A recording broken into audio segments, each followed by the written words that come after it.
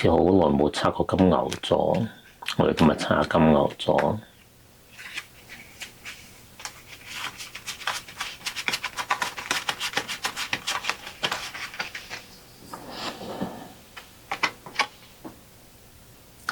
咩牌 ？A กับ S 圓盤王牌，王牌中嘅王牌。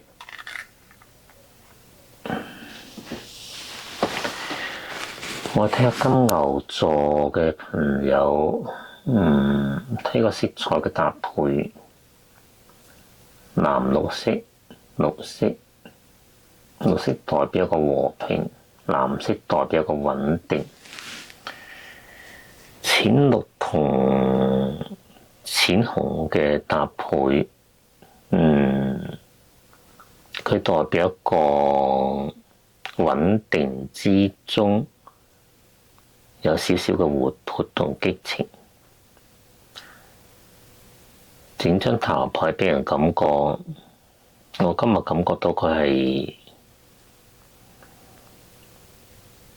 好有大氣，好有一個雍容華貴咁嘅感覺。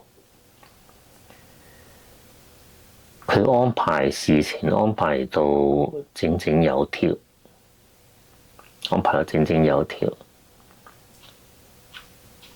仲有心情，仲有一個藝術嘅擺設。金牛座嘅朋友喺未來嘅2個月可以好 OK 咁享受生活，可以好 OK 咁享受你同你伴侶之間嘅卿卿我我。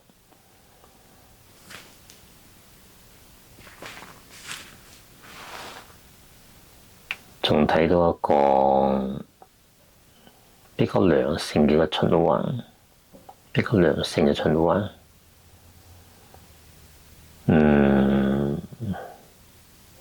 其實仲睇到嘅係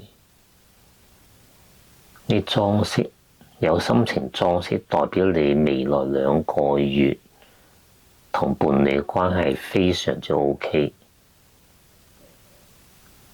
抽到張牌，金牛座嘅朋友基本上可以放心。